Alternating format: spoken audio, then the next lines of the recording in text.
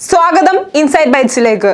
ഈ വർഷം അവസാനം നടക്കുന്ന ബീഹാർ നിയമസഭാ തിരഞ്ഞെടുപ്പിൽ കോൺഗ്രസ് നേതൃത്വത്തിലുള്ള സഖ്യം അടിച്ചുകയറുമെന്ന് പ്രാഥമിക സർവേകൾ. RSSന് വേണ്ടി BJP അനുകൂല ഏജൻസി നടത്തിയ സർവേയിലാണ് ഈ കണ്ടെത്തലുകൾ.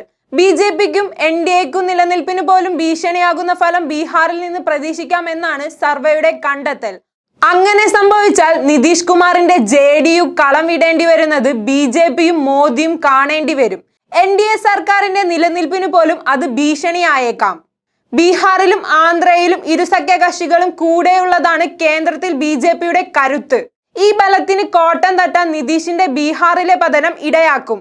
വഖഫ് ബിൽ നിയമമായതോടെ ബീഹാറിൽ നിതീഷിനു കിട്ടേണ്ടിയിരുന്ന മുസ്ലിം വോട്ടുകളെല്ലാം പോയി.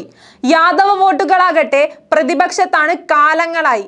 ഇത്തരത്തിൽ കയ്യിലുള്ളതും ഉത്തരത്തുള്ളതും പോയ അവസ്ഥയിലാണ് നിതീഷിന്റെ അവസ്ഥ.